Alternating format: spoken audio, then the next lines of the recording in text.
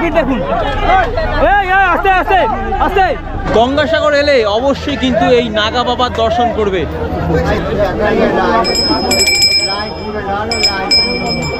जय गंगा मैया की जय। महाकुंभ मेला में क्यों नहीं गया? इलाहाबाद जाएंगे यहाँ से। अच्छा यहाँ से घूम के वहाँ जाएंगे। আমরা কিন্তু এখন আছি গঙ্গাসাগরে আর আমার পিছনে রয়েছে কিন্তু কপিল মুনির আশ্রম।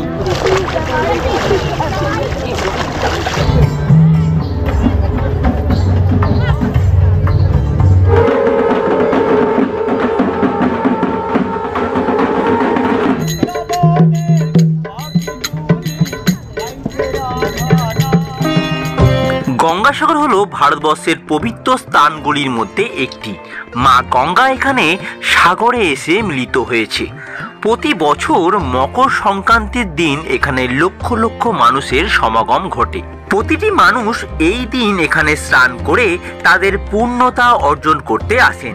কিন্তু লক্ষ লক্ষ মানুষ কেনই বা আসেন গঙ্গাসাগরে ডুব দিয়ে পূর্ণ লাভের আশায়?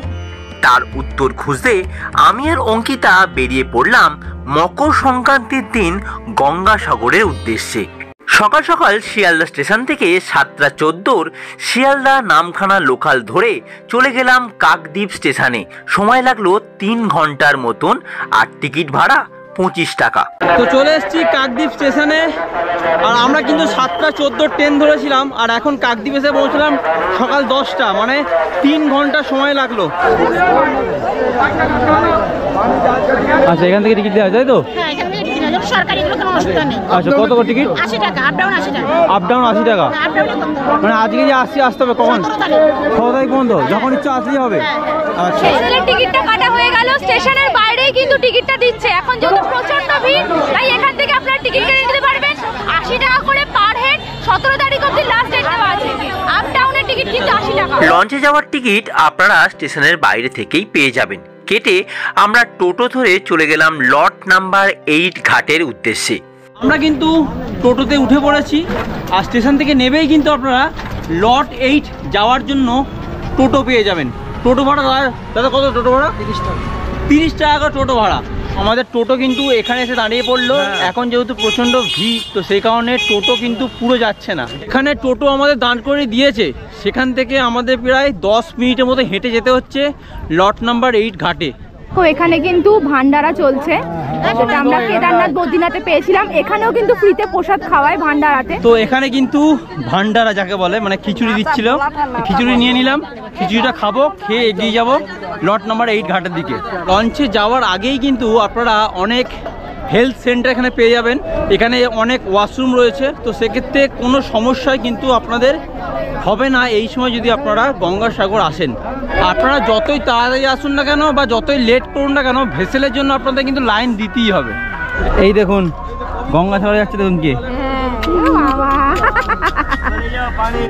2 থেকে 2.5 ঘন্টা লাইন দেওয়ার পরে আমরা কিন্তু একটা ভেসেলে উঠতে পারলাম।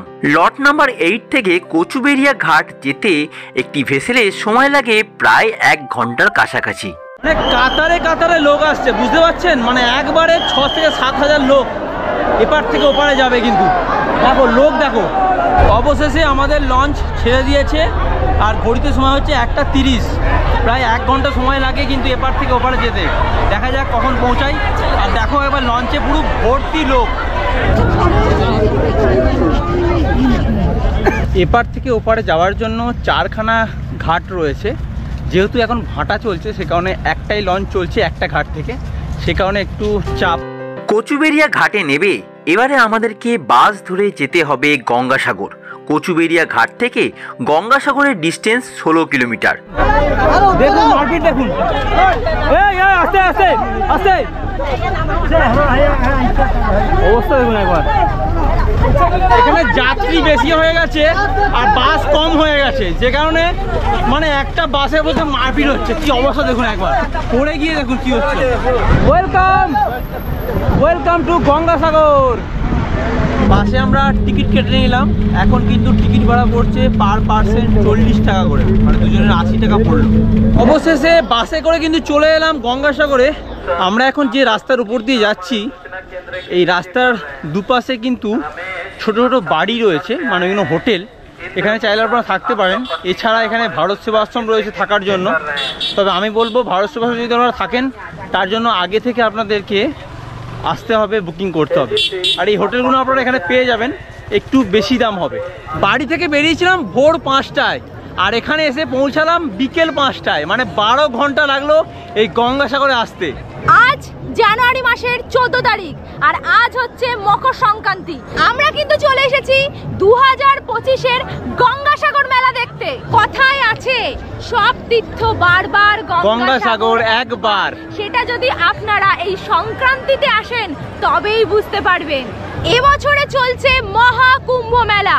2025-এর এই মহাকুম্ভ মেলায় শয়ে শয়ে সাধু, লাখ লাখ মানুষের জমায়েত ঘটেছে প্রয়াগরাজে। তো এবছরে গঙ্গাসাগর মেলা কেমন হচ্ছে, গঙ্গাসাগর মেলায় কি সাধু সন্ন্যাসী মানুষের জমায়েত হচ্ছে, চলুন সেটাই আপনাদেরকে তুলে ধরবো এই ভিডিওর মাধ্যমে।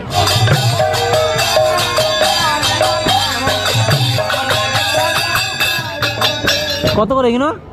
সেগুলো নারকেল 40 টাকা 50 টাকা, এগুলো 20 টাকা। এখানে 20 টাকা করে। আচ্ছা, গঙ্গা পুজো দেওয়ার জন্য, তাই তো? আমরা কিন্তু চলে এসেছি গঙ্গাসাগর, আর এখানে কিন্তু আমরা চান করার জন্য একদম রেডি হয়ে গেছি।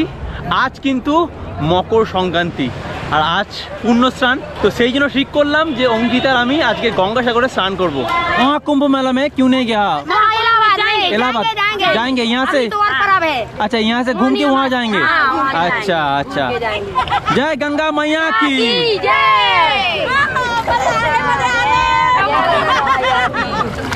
আপনারা দেখছেন সবাই কিন্তু কুম্ভ মেলাতে যাবে, কিন্তু আগে গঙ্গাসাগর স্নান করে, মানে গঙ্গাসাগর মেলা কাটিয়ে তারপর কুম্ভ মেলাতে যাবে, কারণ কুম্ভ মেলার এখনো পর্যন্ত পূর্ণ স্নান যাত্রা কিন্তু বাকি আছে। জল প্রচন্ড ঠান্ডা, প্রচন্ড ঠান্ডা জল। এই জলে কিন্তু স্নান করতে হবে। মনে করা হয় এই জলে যদি আজকের দিনে স্নান করা যায় অনেক পুণ্যি লাভ হয়। আগের সপ্তাহে কুম্ভ মেলার ত্রিবেণী সঙ্গমে স্নান করার পরে আমি চলে এসেছি কিন্তু গঙ্গাসাগর মেলাতে। আজ কিন্তু মকর সংক্রান্তি, আজ আমরা পূর্ণ স্নান যাত্রায় স্নান করি। জয় গঙ্গা মাইয়া কি জয়।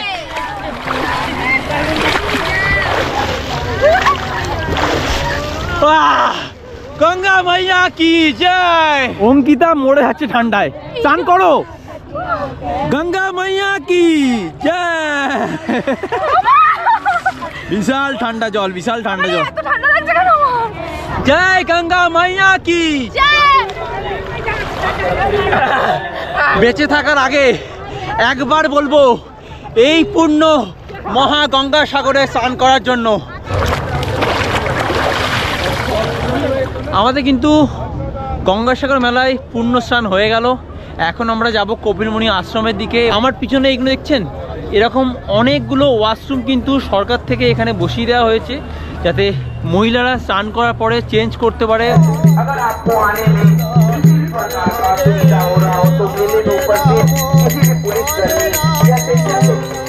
স্নানের পরে আমি আর অঙ্কিতা চলে গেলাম কপিলমুনি আশ্রমের দিকে। তখন প্রায় সন্ধে হয়ে গেছে আর শুরু হয়ে গেছে গঙ্গা আরতি। মিলন তীর্থ গঙ্গাসাগর।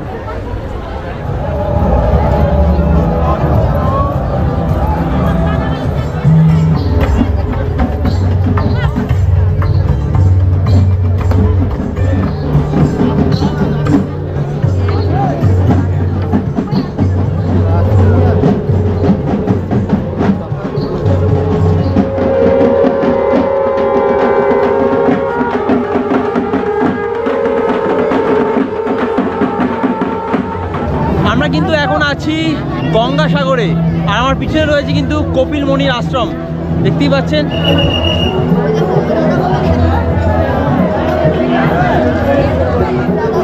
কপিলমুনি আশ্রম আপনারা দেখিয়ে দিলাম। এবার চলুন আপনাদেরকে দেখাবো নাগা বাবার। এখানে নাগা সাধুদের সাথে আপনাদেরকে পরিচয় করিয়ে দেবো এবারে। চলো ইধার ভাই, জয় হোক বাবা, জয় হোক, জোরে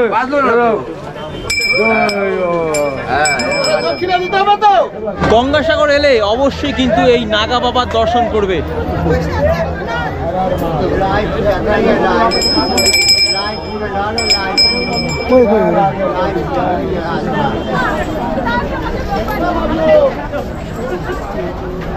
ঘড়ির কাঁটায় এখন বাজে সন্ধ্যে 6টা, আর আমরা অবশেষে কিন্তু লাঞ্চ করতে বসেছি। তোমরা দেখতেই পাচ্ছ সকাল থেকে কিন্তু সেরকম কিছু আমরা খাইনি, তো এখন ভাত খাচ্ছি।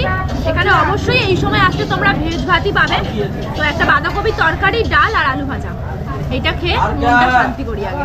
যারা ভাবছেন যে এই সময় গঙ্গাসাগর আসবেন কিন্তু রুম পাবেন কোথায়, তাদের জন্য বলে রাখি এখানে কিন্তু অনেক বড় বড় সেট করা রয়েছে, যেখানে যদি আপনারা রুম না পান তার তলায় থাকতে পারবেন।